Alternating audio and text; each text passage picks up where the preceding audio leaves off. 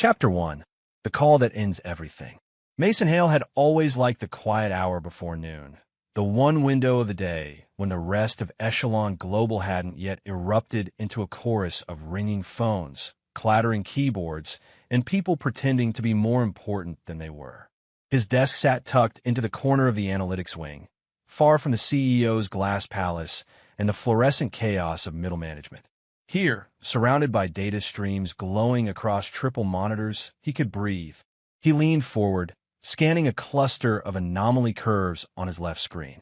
The model was drifting again, subtle, small enough that no one else would notice, but he felt it like a tug behind his ribs. He adjusted a fragment of code, tapped enter, and watched the curve correct itself like a heartbeat snapping back into rhythm. Then his phone buzzed. He didn't look at it at first. Calls during work hours were rare. Calls from her were rarer. Belle had long ago stopped involving him in anything beyond obligatory events and cold company updates. She liked to pretend their marriage was a polished partnership, something she could present to investors without embarrassment. Behind closed doors, she barely tolerated his presence. The phone buzzed again. He reached for it, expecting a calendar alert or perhaps a reminder to pick up dry cleaning, something impersonal. But it wasn't that. Belle, wife, flashed across the screen. He frowned. She never phoned him directly. She preferred memos, emails, or delegated messages through her assistant. She ran their household with the same CEO efficiency she ran the company. He answered anyway. Belle. For a heartbeat. There was only the soft hum of the office around him. Then her voice slid through the speaker, smooth, controlled, and chillingly distant. Mason, she said. Good. You picked up. He sat back slowly. Something in her tone wasn't right. It was rehearsed. It was stiff, like she was reading from a script. What's going on, he asked. In the interest of efficiency, she began, I'll get straight to the point. That alone told him everything. Belle never rushed unless she wanted to avoid argument or questions. She inhaled, exhaled softly, and continued. We're downsizing. Mason blinked. Downsizing? Since when? It was a board decision, she said in a voice almost too casual.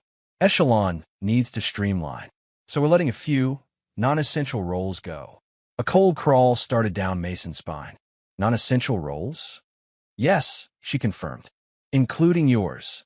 He waited for her to laugh, or say it was temporary, or explain it was some kind of restructuring. But Belle Hale, his wife, didn't hesitate. Mason, she said clearly, today is your last day. His jaw tightened, but he didn't speak yet. He listened as she continued, crisp and merciless. You'll need to pack your things immediately. HR is sending paperwork to your company email. Please vacate your workspace by noon. Mason stared at the phone, not trusting himself to speak.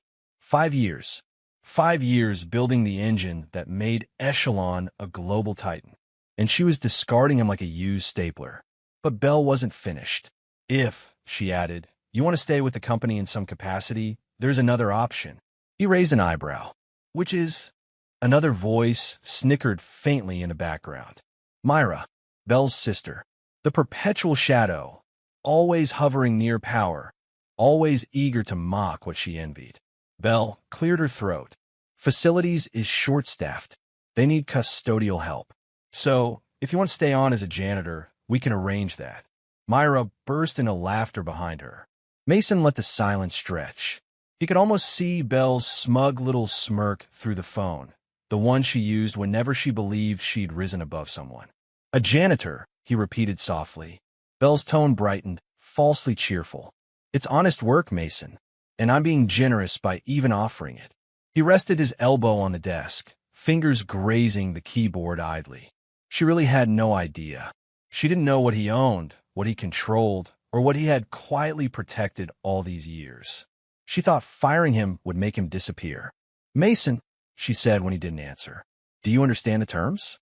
He finally spoke, voice calm. Yeah, I understand. Good. A rustle of papers sounded, probably her reviewing the HR draft. And one more thing, he waited. Don't come home tonight. His pulse paused. Excuse me. We've already changed the locks. Myra giggled again behind her, whispering something snide. Belle ignored her, continuing smoothly. It's better this way. You'll receive instructions about retrieving any personal belongings you left behind. He straightened in his chair. You changed the locks without telling me? Yes, she said simply. We decided it was best to establish boundaries.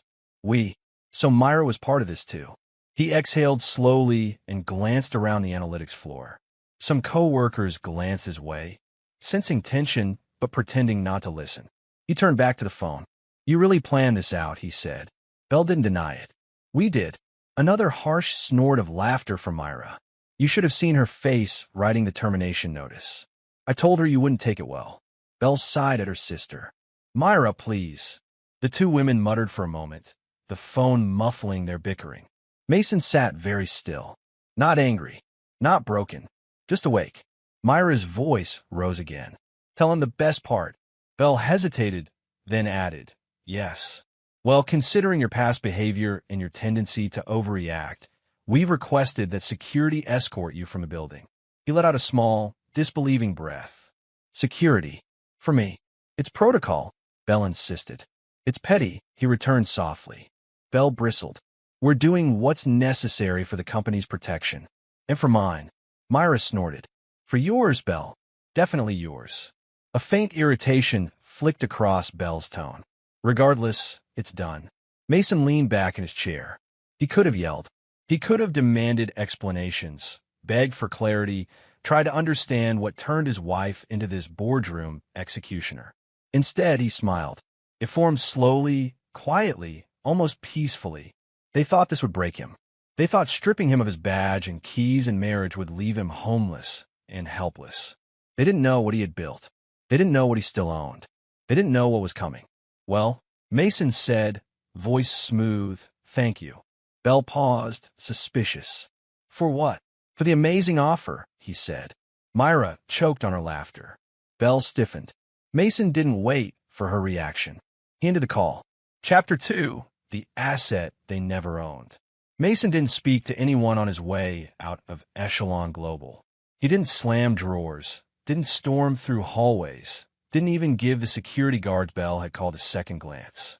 The two of them stood awkwardly near the elevators, massive men with uncertain expressions, clearly expecting drama. But Mason only nodded at them politely as he walked past. His calm unsettled them. Good. He swiped his employee badge at the turnstile one last time. The system beeped red.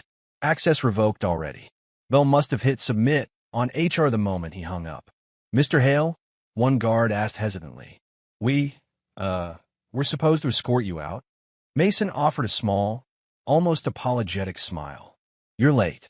They looked at each other, confused. Then they followed him at a respectful distance, unsure whether they were escorting a fired employee or a man walking out of his own empire. Outside, the cold air hit him in the face like a slap of clarity. The building rose behind him, steel, glass ambition. Belle's monument to her own ego. The logo he designed years ago flashed across the facade in crisp blue. Echelon Global. He didn't look back again. His car, a quiet, unremarkable gray sedan Belle used to complain looked too modest for a man in tech, sat waiting in the parking structure. He clicked the lock, slid in, and exhaled fully for the first time since the call. Home, he murmured to himself. But not the home Belle thought she'd locked him out of. He pulled out of the structure and drove without rush or panic. Traffic moved lazily through the city. Mason blended into it like mist. If someone had been watching, they'd assume he was just another tired mid-level employee on a Tuesday afternoon. No one would guess the man behind the wheel had built Echelon's beating heart. No one, including Belle, knew what else he had built. 40 minutes later, Mason turned down a quiet street line with old brick warehouses and a handful of converted lofts.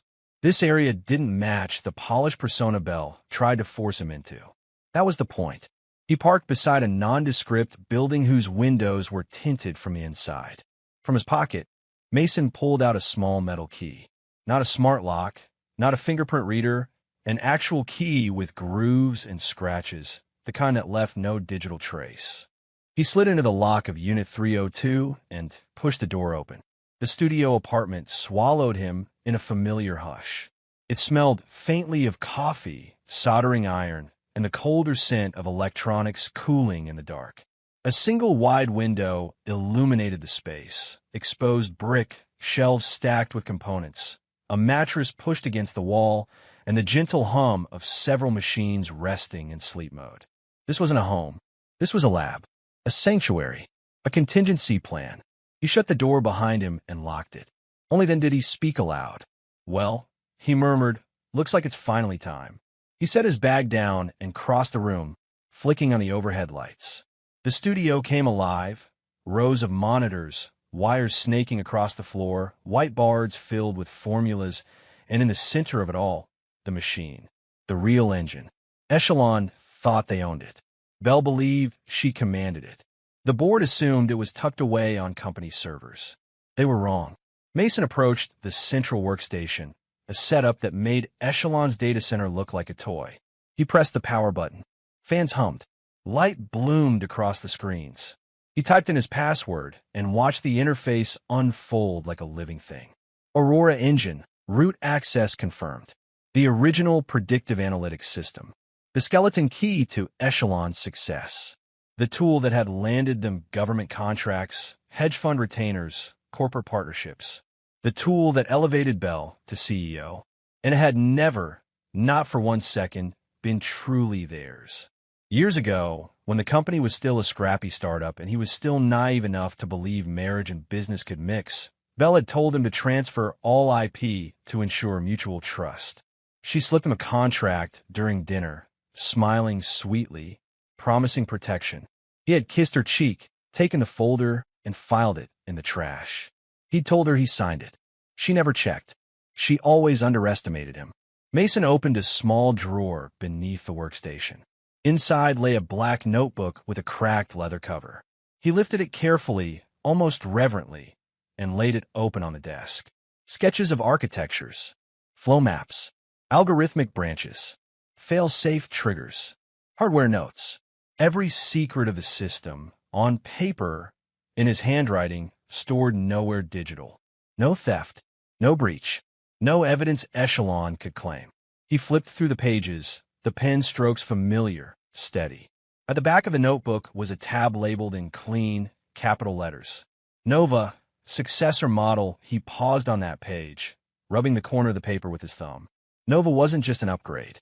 It was a philosophical shift, transparent, ethical, explainable.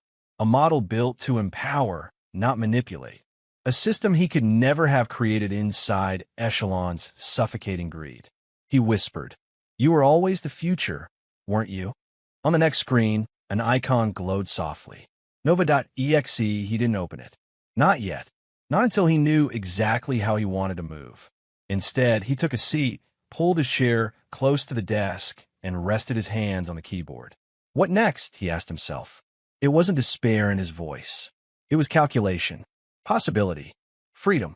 He clicked open a blank notepad file and began typing, outlining steps, contingencies, timelines, the architecture of the next play. Not revenge, strategy. As he worked, the room filled with the comforting rhythm of keys tapping. Thoughts stabilized into plans. Plans sharpened into routes. Routes converged into purpose. The storm Bell thought she unleashed wasn't chaos. It was ignition. Hours didn't matter. Time blurred. Mason worked until the notepad filled with dozens of bullet points and labeled sections. He flipped to a clean page in his physical notebook and began sketching an expansion to Nova's modular framework. The soft light from the monitors reflected in his eyes. Finally, he sat back, tapping the notebook with his pen. They thought firing him ended his role. They thought locking him out killed his influence. They thought they owned the future he'd built. But the truth sat glowing in front of him, the asset they depended on, bet on, rose on. They never owned it. And now Mason was outlining what comes next. Chapter 3, Pulling the Threads Loose. The next morning, the city was still half asleep when Mason stepped out of his studio. The sky hovered in that pale blue space between dawn and daylight, the kind of morning where sound felt muted and time moved slower, an ideal moment for delicate work. He wore nothing flashy. Dark jeans, a slate jacket, a cap. Anonymity was armor. No one seeing him now would guess he'd once been the architect of Echelon's core. No one would imagine the mission he was on. He walked 3 blocks before hailing a rideshare. Using his own car would record the trip. He wasn't sloppy. He wasn't about to give Bell any reason to claim unauthorized access. The rideshare driver glanced at him in the mirror.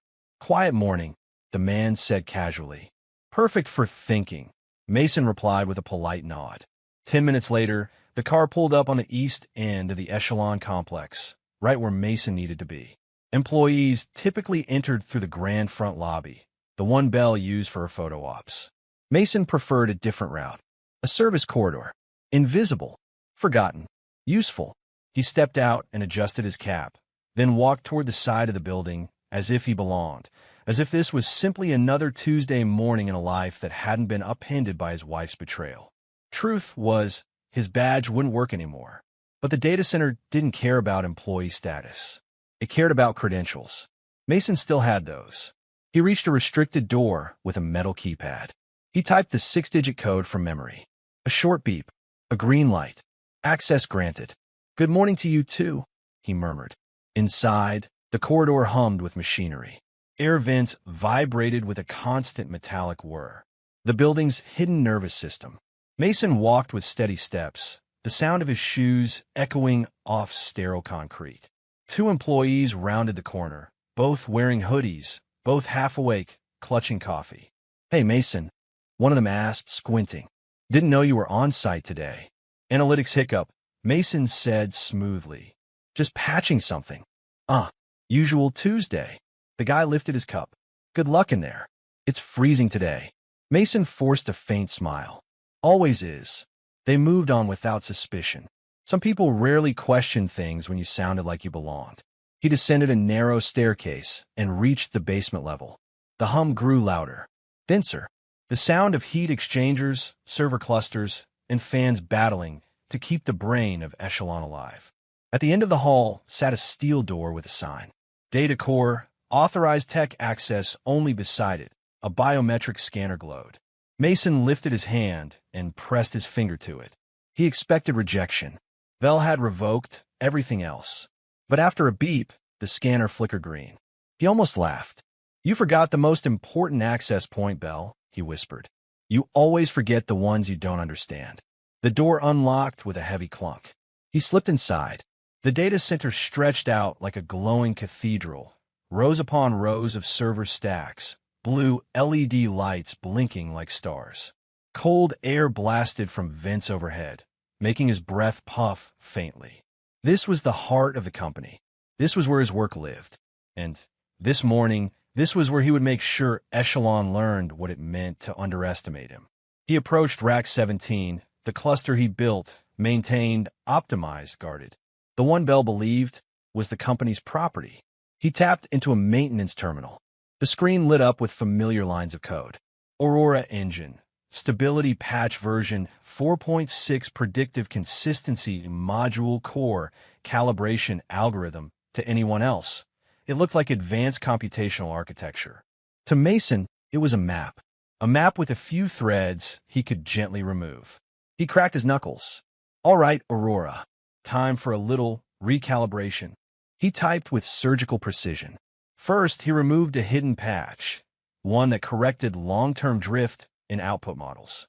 Second, he disabled an auto balancer, tiny, unnoticed, but essential for harmonizing datasets.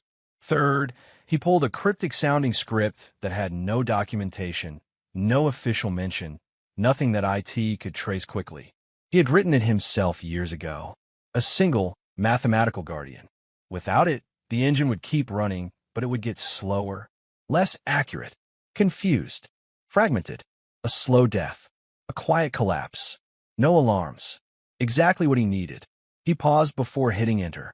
It wasn't hesitation, just a moment of reflection. "This didn't have to be your fate," he told the machine softly. "Not if she had respected the one person who built you." He pressed enter. The scripts vanished. The changes committed. The system accepted them without protest. Aurora would run. It just wouldn't run well. Not without him. As he worked, footsteps echoed behind him.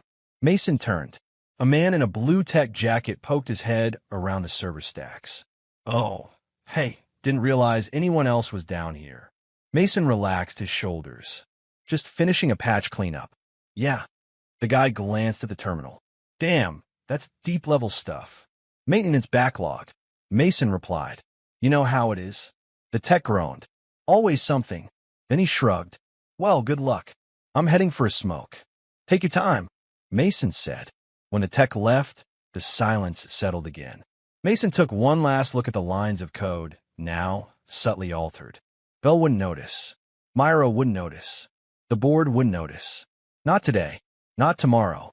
But soon, like threads pulled from a tapestry, the collapse would reveal itself one delicate rip at a time. He closed the terminal, logged out, and wiped any trace of his input. Then he walked between the glowing server racks toward the heavy steel door. He didn't rush. He didn't hide. He simply moved with the calm of a man who had accepted the truth. They had fired the one person they should have begged to stay. The air warmed as he ascended the stairwell back to ground level. He slipped out the service entrance just as the morning sun stretched across the sky.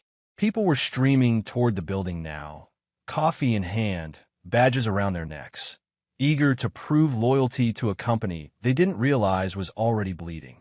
Mason stopped on the sidewalk. He looked up at Echelon Global, its towering glass, the polished steel, the gleaming logo. He didn't feel anger. He didn't feel grief. He felt clarity. The threads had been pulled, and the unraveling had begun. Chapter 4. The hidden life Mason always prepared for. The key slid into the old iron lock with a familiar resistance, one that always made Mason exhale, not in frustration, but in relief. This door, unlike the one Bell just barred him from, had never betrayed him. He pushed it open and stepped inside his hidden studio apartment, the place no one at Echelon Global, not even Bell, knew existed. The air held a faint scent of solder, ink, and cooling circuits. It was the smell of his real life, the one he built long before Echelon, long before Belle declared herself visionary, long before her sister Myra strutted through the boardroom like a co-owner of his dreams. Mason closed the door behind him, leaning against it for a moment. The silence wasn't heavy, it was liberating. Home, he murmured. Not the mansion whose locks Bell had already changed. Not the sterile, glass-walled office where he'd spent years building the engine that made Echelon Global the titan it was. This was the real home, his backup life, his contingency world, his sanctuary. He dropped his bag on the small counter and walked toward the far end of the studio where an entire wall hummed with quiet, steady power. Servers blinked in slow, pulsing breaths. Cooling fans whispered like calm ocean waves. His workstation, a curved array of monitors, sat waiting, the screens dark but alive beneath the surface. He brushed his fingers over the polished metal of the main terminal. Let's wake you up. He pressed the power sequence. One by one, the screens lit up, bathing the room in soft blue. The logo he designed years ago, before Bell even knew what predictive analytics meant, flashed across the center screen. A single silver star, pulsing outward like a heartbeat. Then a synthesized voice, warm and steady, greeted him. Welcome back, Mason. Nova, his true creation, his masterpiece. The engine that should have powered Echelon, but never did because he never handed it over. Not the code, not the algorithms, not even the architecture. Bell only ever had the shell, an obsolete version polished to look brilliant, but hollow underneath. Nova was the real thing. Good to see you too, he said, sinking into his chair. He took a deep breath, letting the atmosphere settle around him. Here, he didn't have to pretend. He didn't have to downplay his intelligence to keep Bell comfortable. He didn't have to tolerate Myra's snide comments about visionaries and forward thinkers who had never built anything more meaningful than a networking circle. He tapped open a secure drive labeled Archive 7. Rows of files unfolded like a map of his mind, schematics, mathematical models, simulation logs, language trees, optimization routines. At the very bottom sat the black notebook icon. He clicked it open. A scanned image of his real black notebook appeared, handwritten designs, diagrams, thoughts, every line drawn by him, every stroke a reminder of long nights and longer instincts. He reached into his bag and pulled the physical notebook out, flipping through it as the digital version mirrored his movements. Mistrust, he murmured. He paused on a page titled, Why I Need a Backup Life. He had written it 3 years ago, long before Belle began calling herself a self-made powerhouse in interviews. He read the bullet points aloud. Because brilliance gets exploited. Because success attracts opportunists. Because even the people closest to you eventually want ownership of what they didn't build. Because someone has to protect the engine. He closed the notebook and exhaled slowly. His intuition had been warning him for years. Belle's sudden obsession with public image. Her fixation on cutting him out of board meetings. The way Myra inserted herself into company decisions without having a single credential beyond being Belle's sister. The way they both started speaking like he was just another employee, not the architect of the entire empire. He wasn't paranoid. He was prepared. He slid the notebook aside and leaned forward, watching Nova's interface stabilize. Nova, he said, run a system integrity check. Integrity check initiated. Lines of code rushed across the screen. He leaned back, letting the tension uncoil from his shoulders. Here, in these 4 walls, he wasn't replaced. He wasn't downsized. He wasn't dismissed like an inconvenience. Here, he was the creator. The hum of the servers was almost soothing. The lights outside the apartment window flickered as the evening deepened. Mason stood, stretching his legs, and walked toward the kitchenette. He poured himself a glass of water, watching the condensation gather on the surface.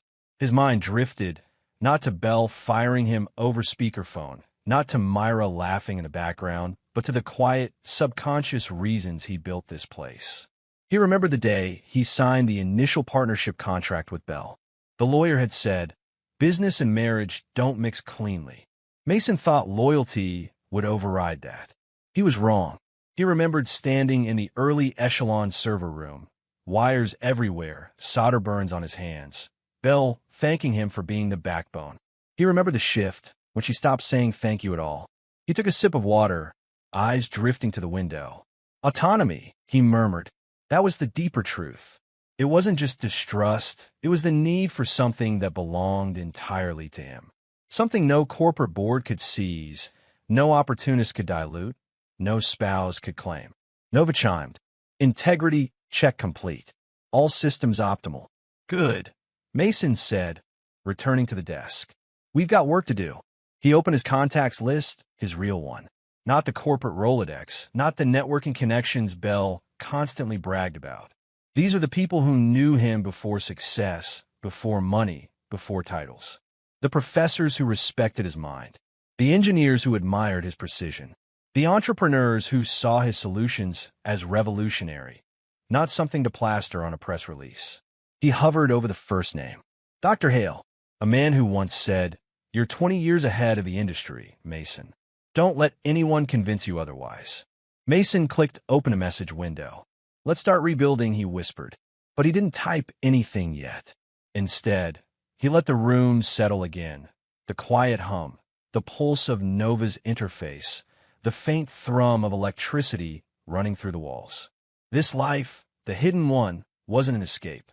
It was the foundation he always knew he would return to. He set his notebook beside the keyboard, straightened his shoulders, and opened a blank planning grid on the screen. Lines snapped into place as he began outlining the first phase. A clear strategy, a clean slate, a quiet beginning built on absolute control. He wasn't reacting to what Belle did. He was simply resuming what he had always planned. And as Nova's interface glowed steadily in front of him, Mason felt the first real calm he'd had in years. He began to type. Chapter 5, The Man Who Sees Him Clearly. Mason stared at the name on his monitor for a long moment before pressing call. Alton Morrow, not a man you contacted casually, not unless you had something worth his time. And Mason did. He always had. It was Belle and her ego-driven board who never saw it. The call rang twice. Then a crisp, confident voice answered. Mason Clark, I'll be damned. I thought you'd gone full ghost on the industry. Not gone, Mason replied. Just repositioned. A low chuckle. Repositioned? Bell finally pushed you out? Mason paused. Something like that. Good. Alton said without hesitation. You were wasting your talent there. Mason blinked, surprised at the bluntness. Most people danced around Bell's name like it was a sacred brand. But Alton Morrow was not most people. He was one of the few who saw through corporate theatrics. Can we meet? Mason asked. Already clearing my afternoon, Alton said. Where? Mason gave an address, not the Echelon Tower, not his old home, not anywhere Bell monitored. Instead, a quiet rooftop lounge 2 blocks from his hidden studio. I'll be there in 20, Alton said. And Mason, yeah. Bring something worth blowing up my schedule. Mason almost smiled. Trust me, I will. The rooftop lounge was half empty, wide open to the late afternoon sky. Warm light spilled across polished tables and glass railings. Mason arrived early and took a seat in the corner, where he could see every entrance. Alton Morrow arrived exactly on time, tall, silver-haired but sharp-eyed, wearing a charcoal suit that probably cost more than Mason's car. His stride held the easy confidence of a man who didn't need to introduce himself. His reputation did that for him. He spotted Mason immediately. Well, hell, Alton said, pulling out a chair. You look like a man who finally dropped a weight he didn't realize he was carrying. Mason exhaled. Something like that. A waiter approached. Alton waved him off. Give us a minute. Then he leaned in, elbows on the table, gaze cutting through everything. All right, tell me why the golden brain of Echelon Global rang me up. Mason didn't bother with small talk. He powered on a slim tablet and placed it between them. The first slide appeared. Nova's architecture map. Alton's eyebrows twitched up. This is not the Echelon system. No, Mason said. This is the one I never gave them. Jesus, Alton murmured. Show me more. Mason expanded a series of models, dynamic learning engines, autonomous calibration systems, predictive mirrors that built real-time behavioral overlays. His voice steady, precise, unhurried. This was the language he spoke fluently, the one Bell always pretended to understand but never actually did. Alton watched in complete silence, leaning forward, absorbing every detail. When Mason finished, he sat back, letting the data speak for itself. Alton exhaled slowly. Mason, this is revolutionary. It works, Mason replied simply. I've built prototypes. Nova is already operational. Alton stared at him, eyes narrowing, not in suspicion, but in concentration. Bell fired you because she thought she could replace you, he said softly. She thought she owned you. She thought you were manageable. Mason didn't answer. Alton tapped the edge of the tablet. But you built something she never had access to. By design, Mason said. Alton sat back in his chair, silent for another long stretch. The rooftop breeze brushed past them, lifting the edge of the table napkin, tugging at Mason's hair. The city hummed below. Finally, Alton spoke. All right, you're not pitching for a job. It wasn't a question. No, Mason said. I'm not looking to join anyone else's company again. Good, Alton replied. You shouldn't. You'd suffocate. Mason let out a breath he didn't realize he'd been holding. Alton drummed his fingers on the table, thinking, calculating. Let me tell you what I see, Mason. I see a man who built an empire and then let someone else take credit. I see a man who's been underestimated by people who weren't fit to carry his toolkit. And I see a man sitting in front of me with a world-changing engine. Alton, no, hear me out. Alton leaned forward, voice low and sharp. You're not coming to me to get revenge on Bell. You're not burning with spite. You're not flailing. That's right, Mason said. I don't want revenge. I want freedom. And there it is. Alton's eyes gleamed. That's the word I was waiting for. Freedom. Autonomy. Control of your work, your future, your name. Mason nodded slowly. Alton placed the tablet down and folded his hands. I'm not offering to hire you. Mason tensed, expecting an offer of employment, a cushy position, something that looked flattering from the outside, but was just another cage. But Alton shook his head.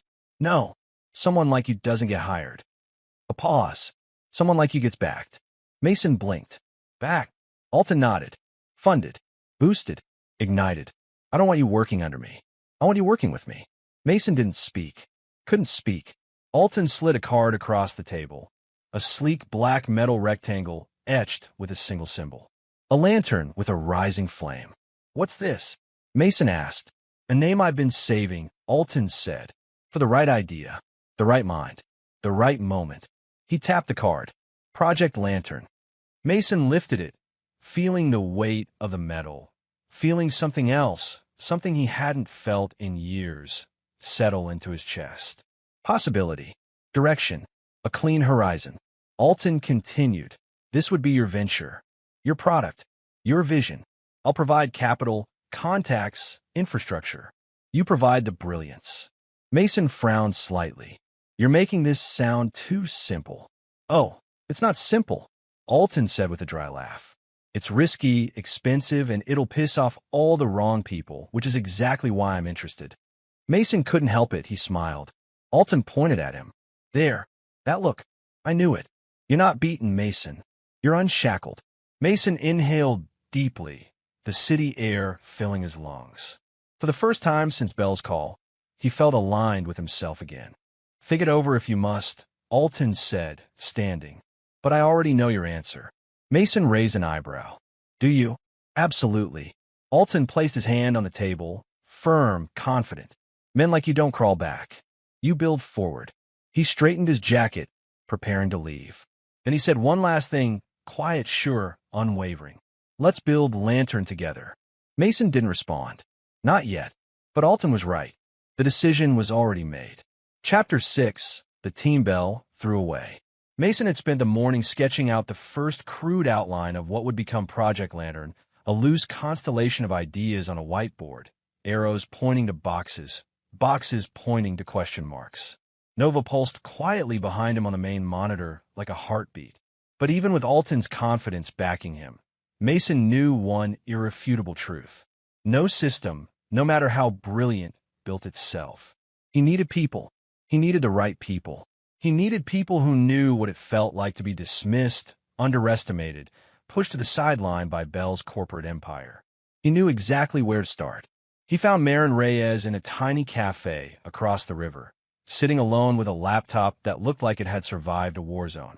Her hair was pulled into a messy braid, and she tapped her stylus against her temple, staring at a design mock-up like it had personally offended her. Mason approached quietly. Is that the new Echelon UI? He asked. She didn't even look up.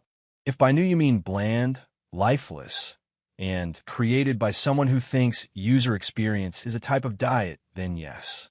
Mason smiled. Same Marin, brilliant, sharp, and perpetually at war with mediocre design. When she finally glanced up and saw him, her stylus froze mid-tap. Mason, her voice cracked slightly. Shouldn't you be? Fired? Exiled? Erased from the company intranet? Mason shrugged. Yes, all of the above. Her face softened, then tightened again with worry. God, I'm so sorry. I heard rumors, but Bell's been on a rampage. I'm aware. For a moment, neither spoke. Then Marin pushed her laptop aside and leaned forward, voice low. So, what are you doing here? Mason sat down opposite her. Something new. Something real. Something that doesn't involve executive egos pretending to innovate. Marin raised an eyebrow. And you came to me because Bell threw you away, Mason said simply. And she never understood what she lost. That hit her. Hard. Marin looked down at her hands. She told me I was too emotional for leadership. That my ideas were impractical. That design wasn't worth building around. It is, Mason said. And you know I've always believed that. She exhaled shakily, rubbing her thumb over the coffee cup lid. Look, Mason, I appreciate you coming to me. I do. But I can't jump into another mess. Not yet. I'm still. She gestured at the laptop. Recovering. Then don't jump, Mason said softly. Just look. He slid his tablet across the table. Nova's interface glowed on the screen. Clean, intuitive, dynamic, years ahead of anything on the market. Marin's eyes widened. What is this? Nova, Mason said. The real engine I built. The one Echelon never owned. Marin stared, mesmerized. Then her breath caught. Mason, this is beautiful. He nodded. I want you to help shape it. With your vision. Your standards. Not Belle's. Marin closed the tablet slowly, hands trembling with conflict. I want to say yes, she whispered. But I'm scared. I know. She looked up at him, the hesitation raw, honest. Give me a day. Just one. I need to think. Take it, Mason said. And for the first time since he'd arrived, Marin smiled, small, hopeful. Thank you. Damon Ortiz wasn't in a cafe or office or co-working space. Mason found him in the last place he expected. A dim, dusty boxing gym under a freeway bridge. Damon's fists were wrapped. Sweat dripped from his jawline as he hammered a heavy bag like it had personally insulted him. Mason watched from the doorway. Still punching through problems, I see, Mason called. Damon stopped mid-swing, chest heaving. When he turned and saw Mason, he froze. No way. It's me, Mason said. Damon ripped off his gloves, disbelief mixing with relief. Man, I heard Belle fired you, but I thought it was gossip. No gossip. Damon cursed under his breath. She's losing her damn mind. Mason stepped closer. How are things for you? Damon let out a humorless laugh. Well, let's see. Belle demoted me, then promoted some spreadsheet bot who can't analyze a grocery list. Cut my team. Cut my hours. Told me I wasn't forward-thinking enough. He shook his head. I've been job hunting for months. And boxing. Damon glanced at the bag. Cheaper than therapy. Mason nodded. I'm building something new. And I want you. Damon stiffened. Why me? Because you see patterns nobody else sees. Because you're honest. Because you were the best analyst in that building, and Belle treated you like trash. Damon's jaw clenched. His voice turned quiet. It's not that I don't want to leave, Mason. Hell, I wanted out for a year. But I've got rent. Family to help. I can't bet everything on a maybe. Mason reached into his bag and handed him a printed model diagram, Nova's behavioral engine. Damon scanned it once, then a second time, then a third. His eyes narrowed. Mason, this is insane. Good insane, Mason said. This thing learns on its own. Yes. And recalibrates in real time. Yes. Damon stared at the diagram like he was holding a piece of forbidden treasure. Jesus Christ, he whispered. Belle had no idea you built this, did she? No, Mason said. She never cared enough to look. Damon swallowed hard, the conflict clear in his eyes. I want in. I really do. But if this collapses, it won't, Mason said firmly. Not because of me, and not because of you. Silence. Then Damon nodded slowly. Give me the weekend, he said. If I do this, I need to do it right. Take your time, Mason replied. And Damon, for the first time in months, looked like he believed in something again. Back at the studio. By dusk, Mason returned to his hidden studio, the glow of Nova reflecting across his face. Two people, two maybes, two sparks waiting for ignition. He sat at his desk and opened his black notebook, the one containing every algorithm, every secret, every plan Belle never owned. He wrote two names, Marin Reyes, UX architecture Damon Ortiz, predictive analytics. He leaned back, breathing deeply. It wasn't a team yet, but it was beginning. And as Nova pulsed quietly beside him, Mason felt something he hadn't felt in a long time, momentum. A team Belle threw away, slowly becoming his.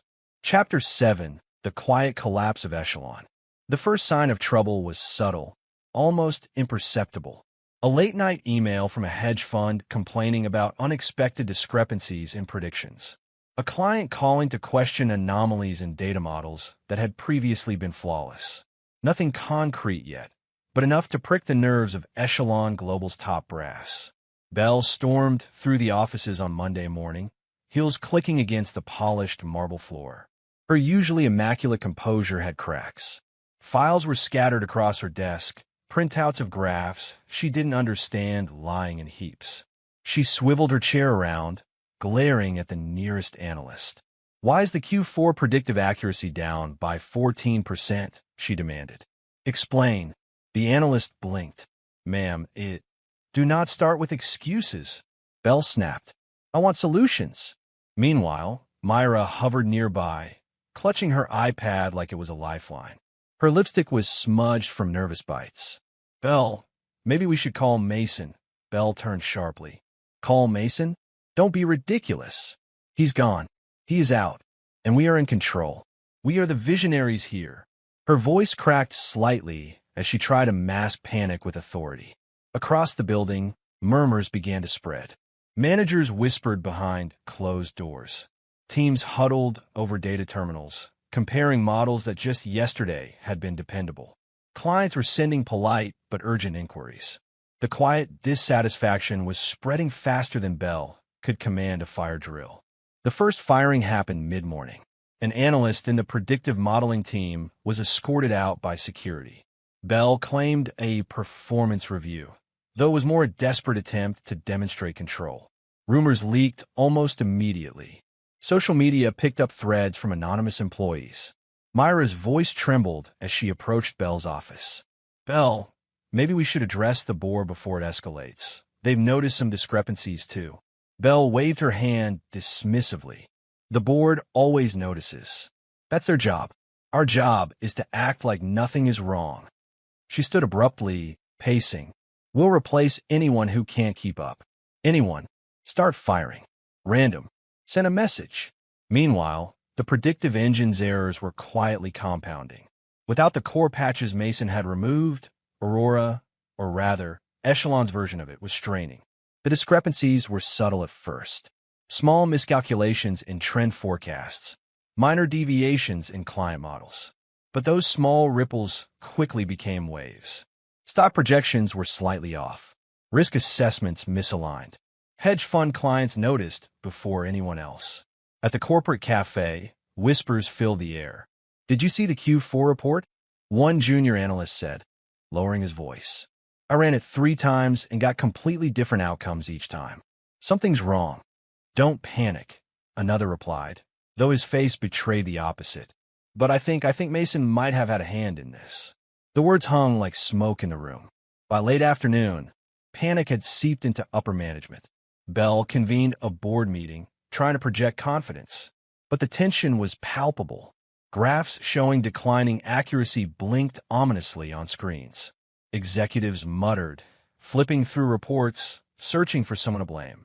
No one dared suggest Mason, not openly. But the void he left loomed larger than any of them wanted to admit. Belle's voice was sharp as she waved a finger. We need accountability. If your department failed, you're gone. Immediately.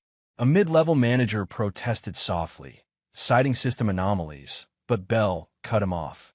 No excuses. I want results, not talk. Start pruning. The room grew tense. Employees avoided eye contact. The fear was thick enough to taste. Myra fidgeted nervously, shoving papers into folders and dropping a few in her haste. Belle, the clients, the board, we can't keep doing this, she whispered. Belle's reply was almost theatrical. We can.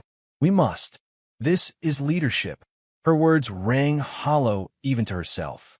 She slammed her fist on the table, sending pens and charts clattering. I am in control. We are in control. Nothing can go wrong under me.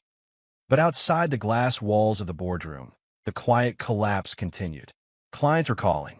Emails piled up. Discrepancies grew more glaring. No one in the building knew why.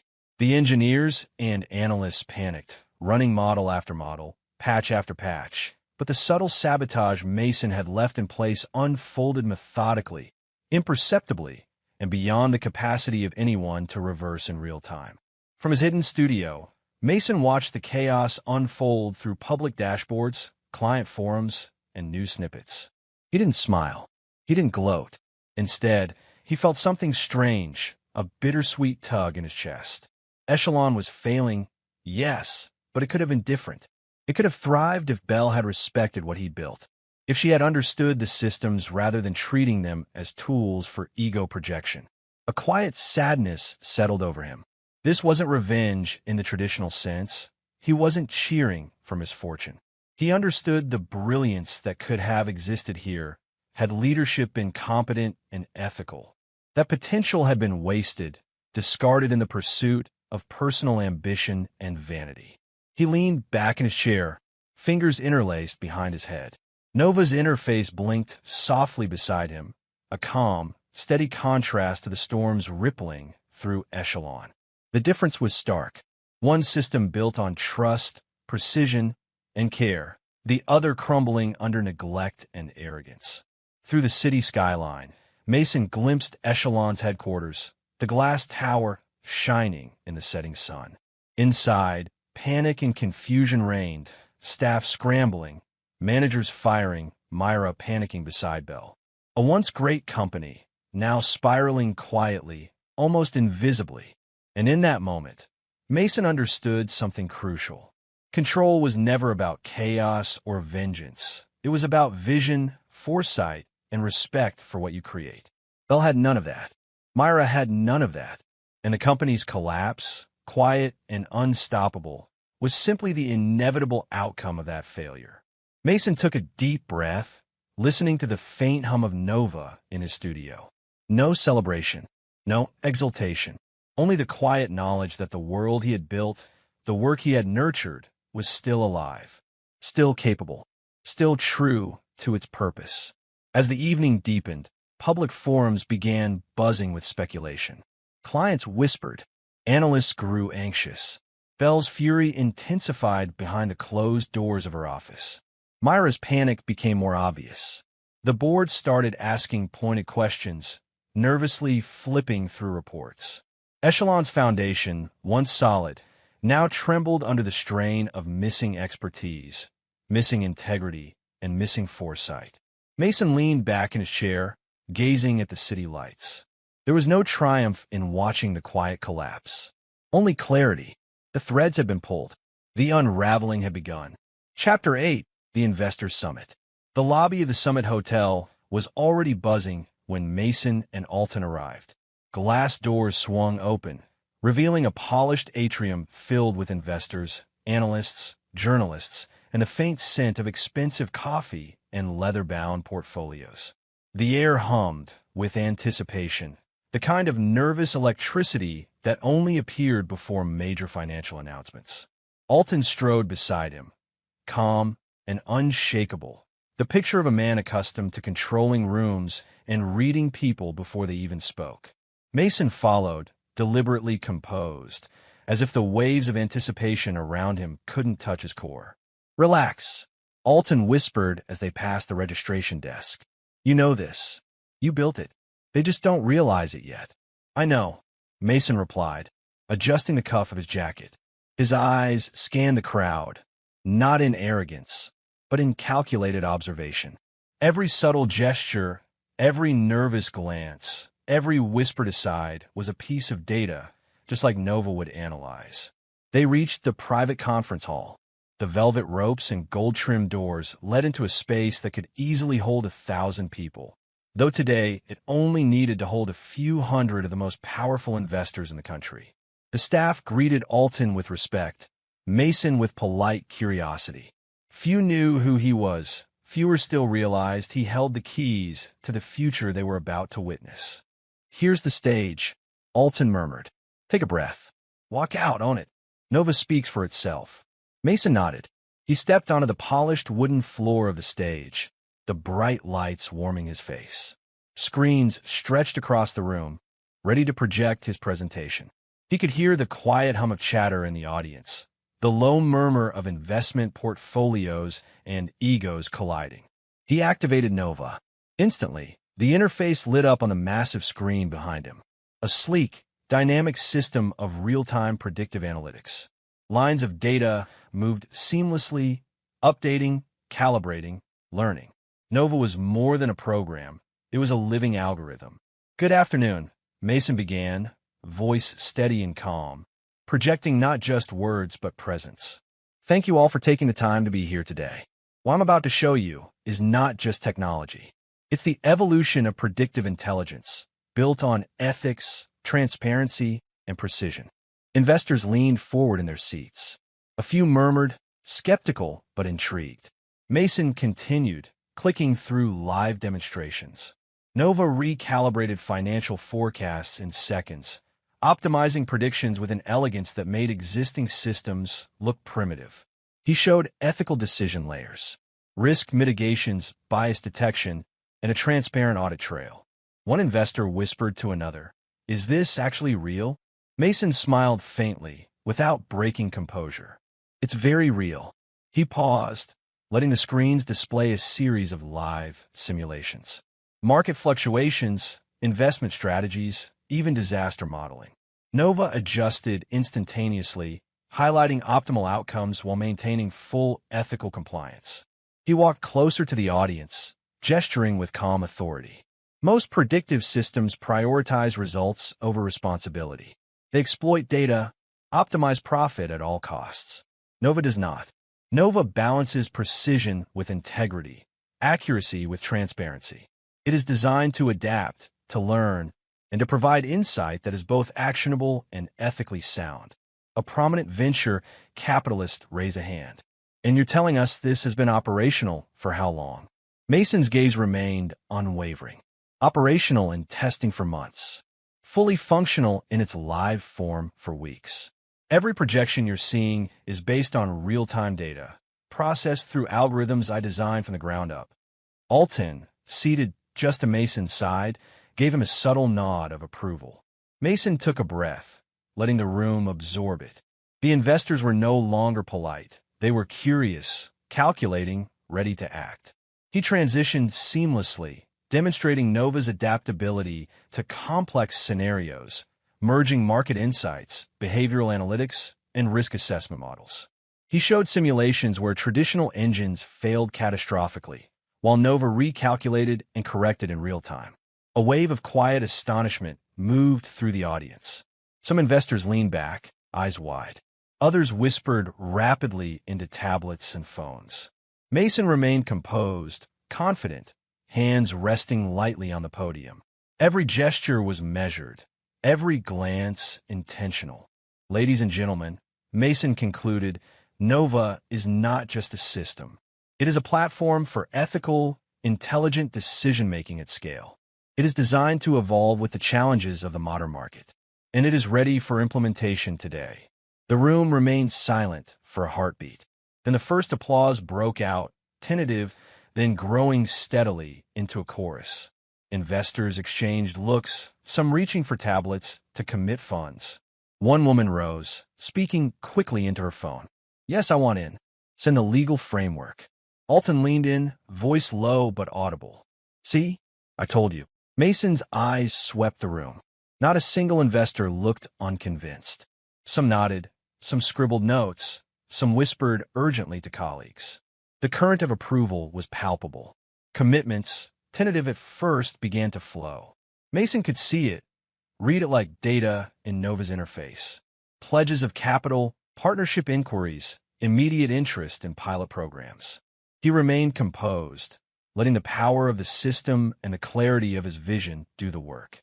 No theatrics, no ego, just control, confidence, and a quietly undeniable brilliance. Even Alton, the veteran, leaned back, visibly impressed.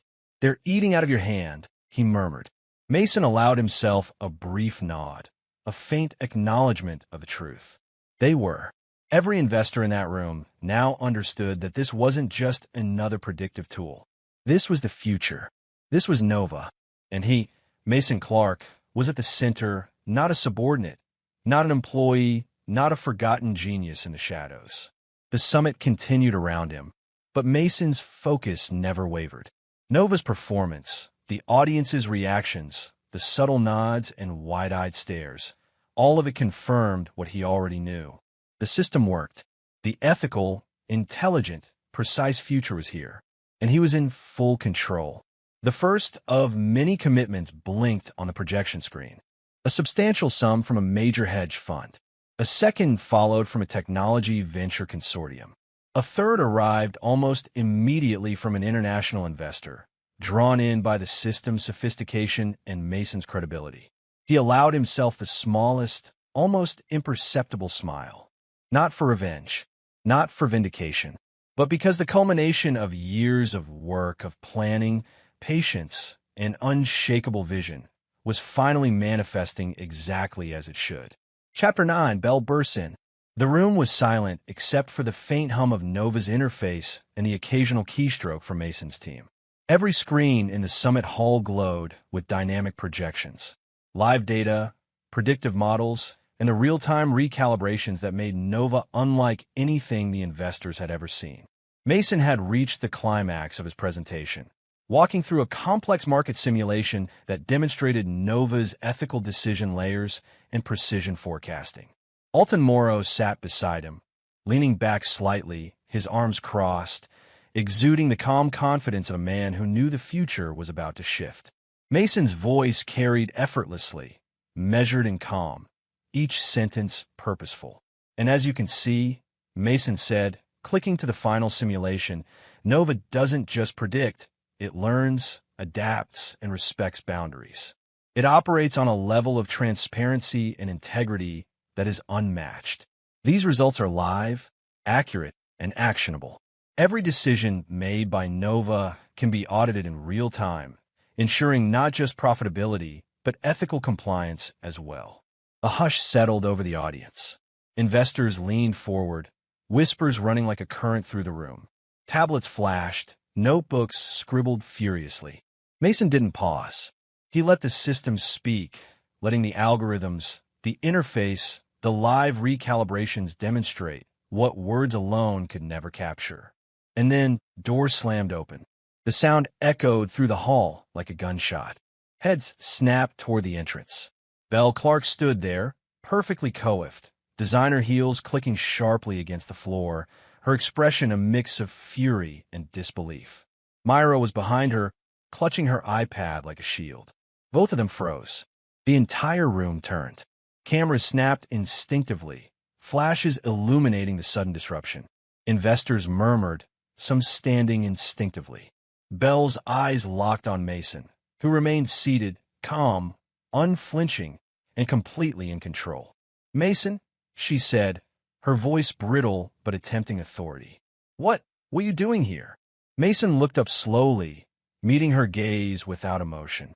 "Presenting Nova," he said simply, "with our investors." Belle's mouth opened, then closed. She took a tentative step forward. "That system, that technology belongs to Echelon. You have no right." "Actually," Mason said, leaning back slightly, voice deliberate and even, "it doesn't." The room quieted further, every investor now fully attentive. Belle's eyes narrowed, disbelief registering. "I own the original IP." Mason continued, calm, unshaken. "You never signed the transfer contracts. Echelon has been using my engine illegally for years. The patents are registered and fully in my name, and the access keys expire tonight." The words fell like ice in the room. A ripple of astonishment ran through the investors.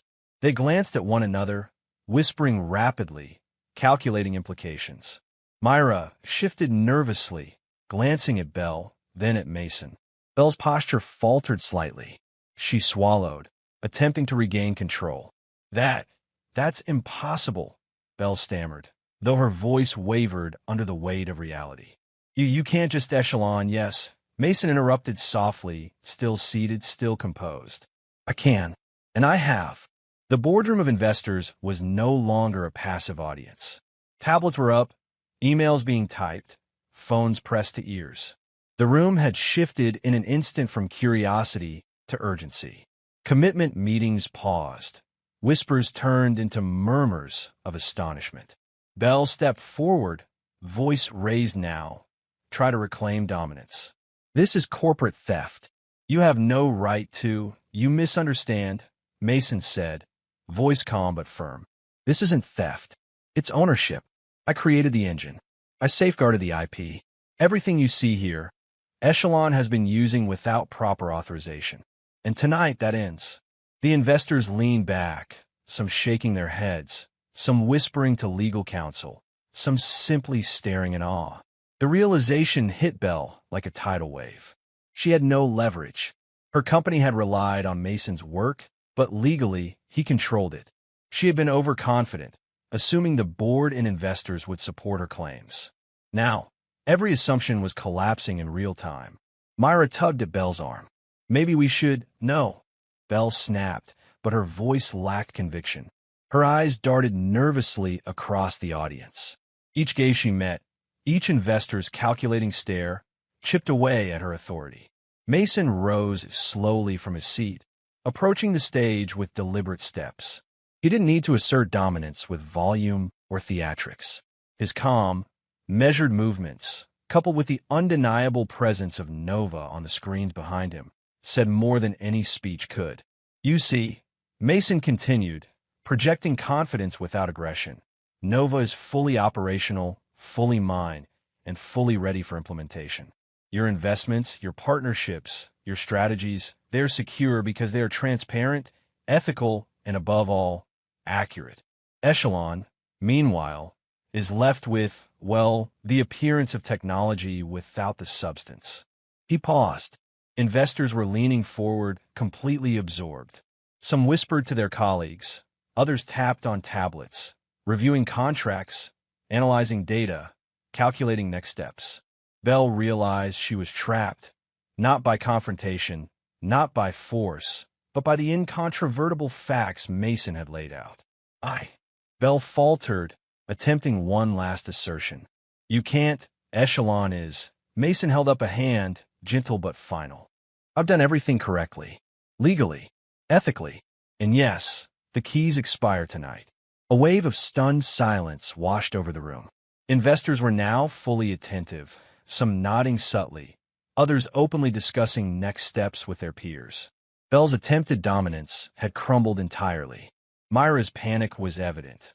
The younger woman clutched her tablet, eyes wide, scanning documents she didn't understand fast enough. Belle looked around, seeing the investors' unwavering focus on Mason, not her. Every attempt at assertion faltered. Every argument was dead before it left her lips. The room had shifted irrevocably, and in that moment, Mason understood something profound. It wasn't the confrontation, the drama, or the theatrics that secure the upper hand. It was clarity, preparation, and ownership. Belle realized it too, though much too late.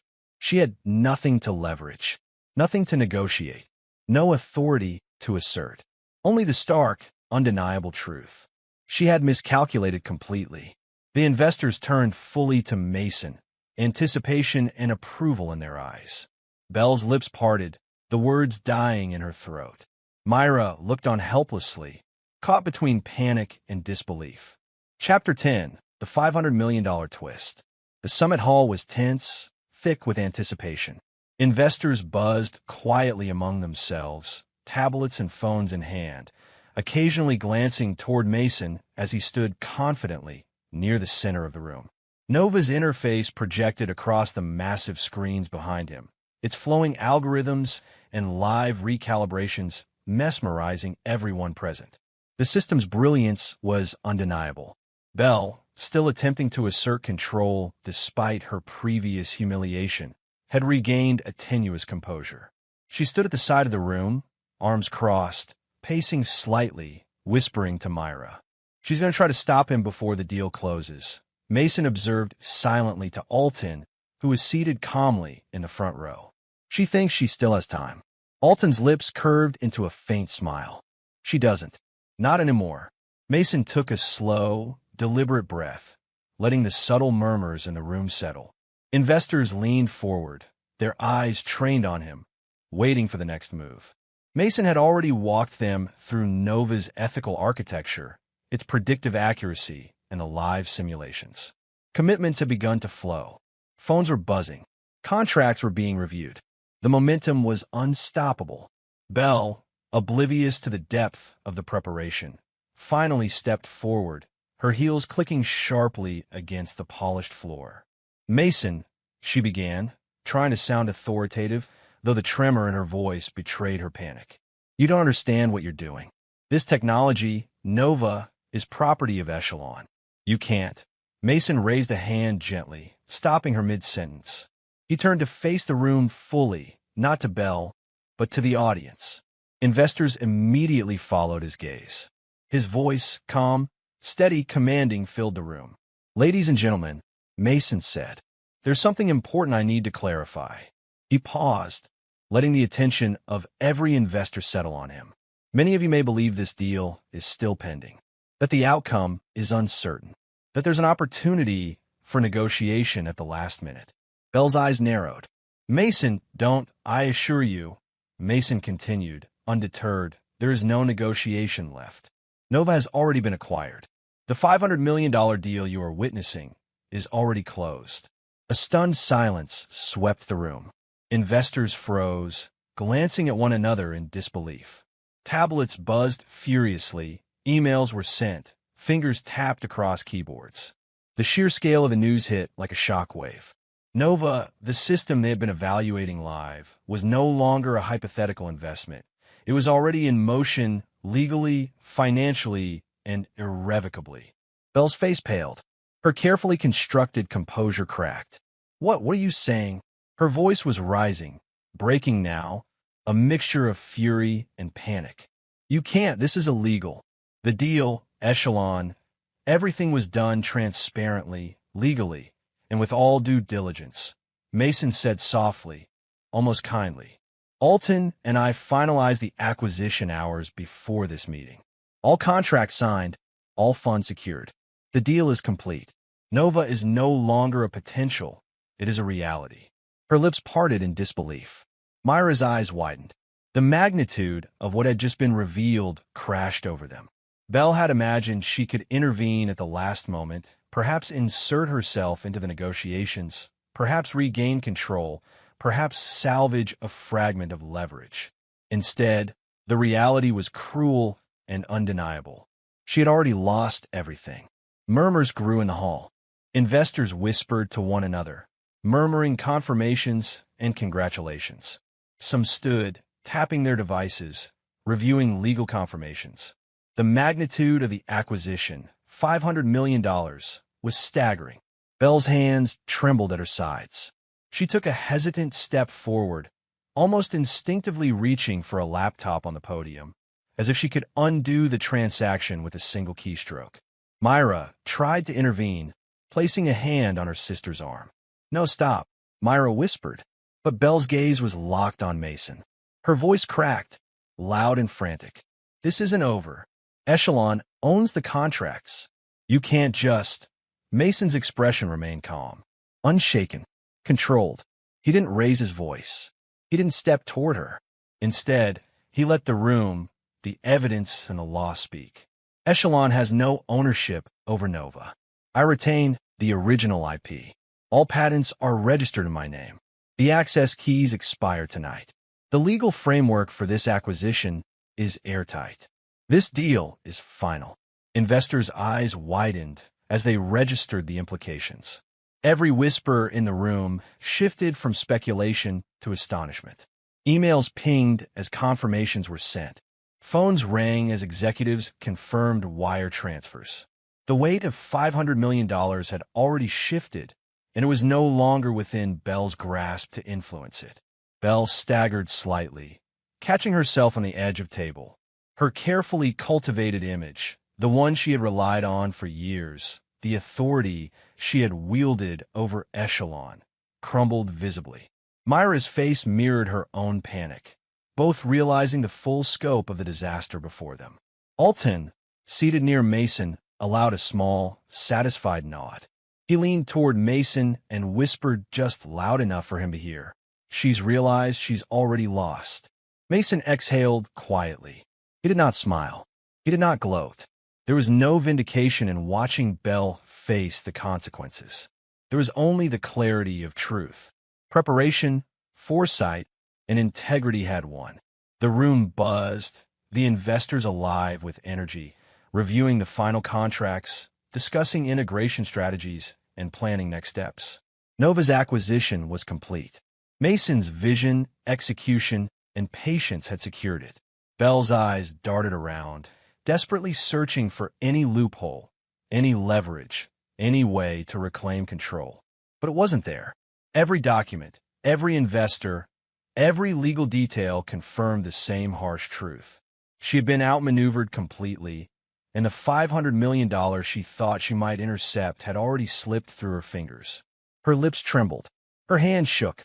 Myra's small voice attempted to reach her sister, but Belle could not hear it. The room was no longer hers. The deal was no longer hers. The reputation she had spent years cultivating was now in ruins before her very eyes.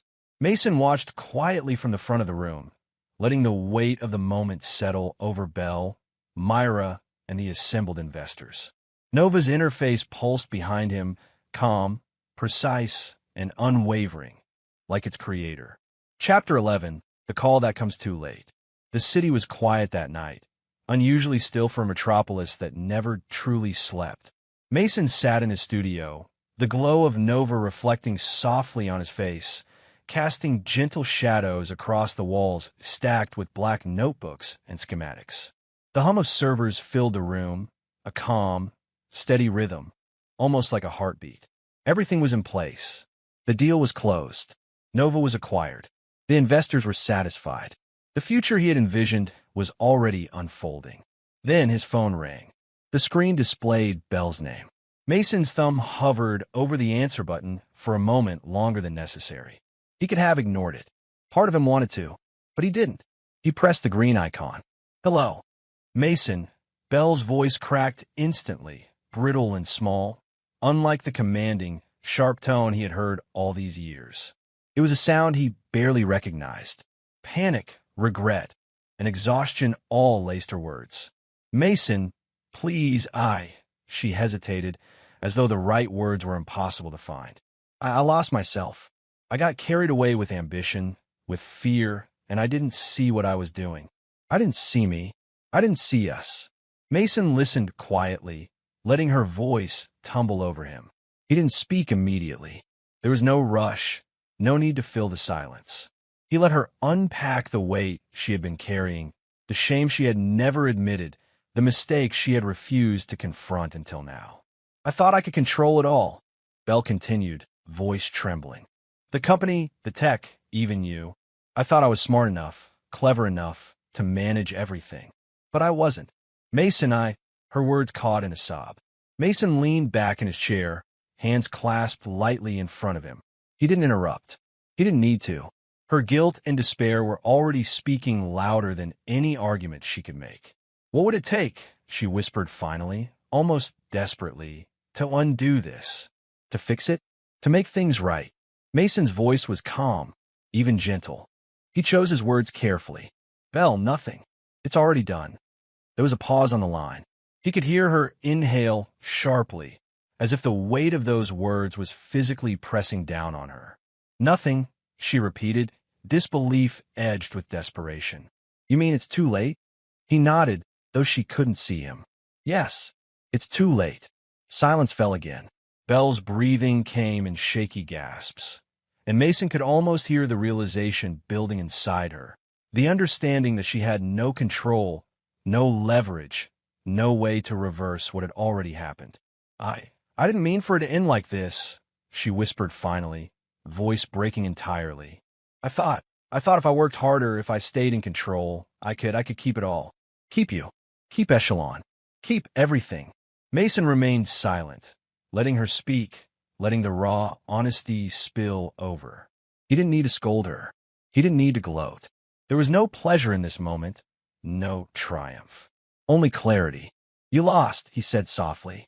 Not angrily, not harshly, simply, plainly, because you forgot the most important part: integrity, foresight, respect for what you didn't create. You can't control what you didn't build. You can't claim what you didn't earn. Her voice wavered. Mason, do you hate me? He shook his head, even though she couldn't see. No, I don't hate you. He could feel her shift in the silence on the other end of the line, listening intently, hoping for something else, some vindication, some mercy. I pity you. That's all. For what you've lost, for what you've never understood, and for the person you thought you could be but weren't willing to become. There was a long pause. Then she whispered, almost to herself, I can't fix any of it, can I? No, Mason said gently. You can't. The line went quiet for a moment. He could hear the faint tremor of her breath, the soft metallic click of a lock of her hair brushing her cheek. And then nothing. She had no more words, no more defenses, no more attempts to regain control. The truth had hit her fully and completely. The company, the deal, the reputation, Even the future she had imagined for herself, all gone. Mason lowered his phone slightly, resting it lightly against his ear. He didn't hang up immediately. He didn't need to. There was no further confrontation necessary. No additional explanations required. She had understood. That realization was sufficient. "Goodbye, Belle," he said softly, almost tenderly. Not bitter, not triumphant, just final. Belle's voice cracked again, a single, quiet sigh over the line. Then the connection ended. The line went dead. Mason held the phone for a moment, letting the silence envelop him, letting the hum of Nova fill the room once more. He didn't celebrate. There was no gloating, no satisfaction, only a quiet sense of completion. Everything he had worked for, every safeguard, every plan, every patient, precise step he had taken, it had led to this moment. He had protected what he had created, and he had done so without malice. He placed the phone gently on the desk, leaning back in his chair. Nova pulsed quietly beside him, alive, vigilant, and unwavering. Mason allowed himself a slow breath, the tension of the past months finally easing from his shoulders. In that quiet studio, he realized the depth of the finality. Belle's apology, her regrets, her desperate questioning, they came too late. Nothing could undo what had been set in motion. He had secured the integrity of his work, the independence of his vision, and the future he had fought for.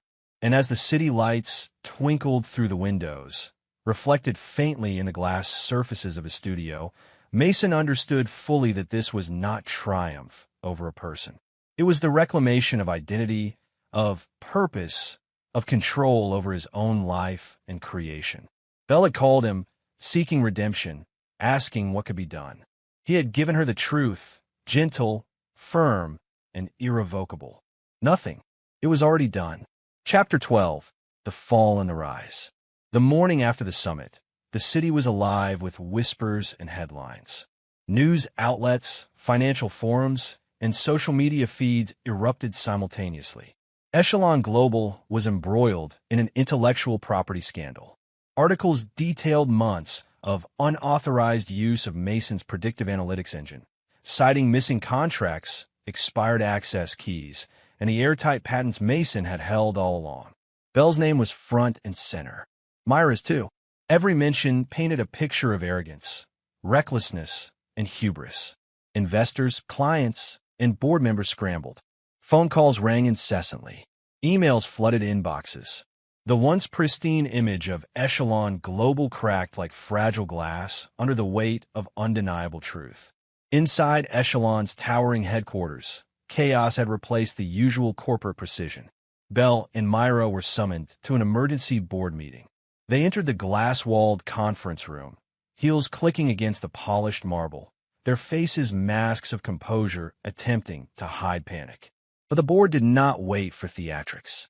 Belle, Myra, the chair of the board said, voice cold and controlled, "It has come to our attention that Echelon has been operating using intellectual property without authorization. The evidence is irrefutable. Contracts were never signed. Patents are in another party's name. Access keys have expired. Your continued presence as executives is untenable." Belle's lips pressed into a thin line. We can explain. You will not." Another board member interjected sharply. "This is not up for discussion. Effective immediately, you are relieved of all duties. Security will escort you from the premises." Belle's eyes darted to Myra, who looked on pale and trembling. This is absurd," Belle hissed, her voice shaking. "I built this company." The board remained silent. Their faces were unmoved, their authority absolute. Belle's protests fell flat, powerless against the weight of evidence. Security arrived, uniforms crisp, expressions neutral. Without a word, they moved toward the sisters. Belle's voice rose one final time, desperate. "You can't just—" But the officers were firm. Myra clutched her tablet like a shield as they escorted them down the gleaming halls. The staff watched silently. Some stared in disbelief. Others whispered quietly among themselves. Cameras in the building's corridors captured the moment. Belle and Myra leaving not with triumph, but with the quiet defeat of those who had underestimated the consequences of their own actions. Outside, a few of the remaining executives murmured to one another, contemplating damage control and client reassurance. Echelon was wounded, its reputation fractured, its leadership gone. Meanwhile, Mason was far away in his studio. He didn't watch the chaos unfold with a sense of victory. He didn't smile or revel in the downfall of those who had wronged him. Instead, he leaned back in his chair and exhaled slowly, letting the silence of his workspace surround him. The hum of Nova was a calm constant, a reminder of purpose preserved and vision realized. He turned to Alton, who had been quietly coordinating with investors throughout the aftermath. "It's done," Mason said softly. Not triumphantly, not maliciously, just matter of fact. Alton nodded, leaning back in his chair. "It is. And now you rebuild." And rebuild he did. Project Lantern became Mason's new reality. Gone were the layers of corporate politics, the stifling hierarchies, the endless compromises. He assembled a team of loyal, talented individuals. Marin, Damon, and others who had believed in integrity, innovation, and transparency long before Mason's name became widely known. Together, they began building an open, collaborative environment where ideas could thrive unrestrained. Mason worked tirelessly to secure retroactive licensing agreements, ensuring that all previous legal entanglements were resolved cleanly. Every step was meticulous, every detail checked, every contract reviewed. By doing so, he reclaimed what had been taken, not with malice, but with precision and professionalism. He also regained his home, a sanctuary that Bell had once tried to control. Walking through the familiar rooms, Mason felt a profound sense of ownership, not just of property, but of life, of choices, of freedom. Each room, each corner, each personal touch reflected years of thought, care, and work. For the first time in a long time, the space felt fully his. In the new office of Project Lantern, Mason watched his team collaborate openly. Whiteboards filled with sketches, algorithms, and flowcharts. Screens displayed live updates of Nova's applications. Discussions flowed freely, critiques were welcomed, ideas built upon each other. The contrast to Echelon's suffocating hierarchy was stark. Here, creativity and integrity were the currency. Here, Mason's vision could breathe fully. He paused for a moment, stepping to a window that looked out over the city skyline. The city lights reflected in the glass, bright and alive, and he felt the quiet thrill of possibility. Every past injustice, every betrayal, every obstacle had been a lesson, a preparation for this moment. Returning to his desk, Mason opened a new notebook, a fresh black leather cover, empty pages waiting to be filled. He began writing the roadmap for Nova 2.0. Every algorithm, every protocol, every enhancement plan meticulously. This was not about revenge, not about proving a point. It was about reclamation. It was about creating something enduring, something ethical, something wholly his. Marin walked by, glancing at the pages. "This is ambitious," she said, smiling. Mason looked up, returning a calm, focused gaze. "It has to be. The world deserves more than just prediction. It deserves insight, fairness, and truth." Damon leaned on the doorway, observing Nova running simulations across multiple sectors. "You're building more than technology," he remarked. "You're building trust." Mason nodded. The hum of the servers filled the room, steady and assuring, as if echoing the rhythm of his regained life. He placed his pen down briefly, observing the team moving fluidly, discussing strategy, debating, iterating. The energy was alive, organic, real. He picked up the pen again, tracing precise lines, jotting notes, outlining enhancements, and mapping out future capabilities. Every stroke reaffirmed his autonomy, his purpose, and his reclaimed narrative. He was no longer defined by what Bell had tried to take from him. For the first time in years, Mason felt the depth of being fully himself. Free from manipulation, free from pretense, free from control that was never rightfully anyone else's. He was the author of his own life again. Outside, the city moved on unaware of the quiet triumph in Mason's office. But inside, within the walls of Project Lantern, something profound was happening. The rise of integrity, the restoration of vision, and the enduring truth that success was not about revenge. It was about reclaiming one's identity. Mason's eyes rested on the last line of his outline for Nova 2.0. He leaned back, pen finally still, and allowed himself a moment of calm. The journey had been long, treacherous, and deeply personal, but it had led him here to clarity, autonomy, and a life built entirely on his own terms.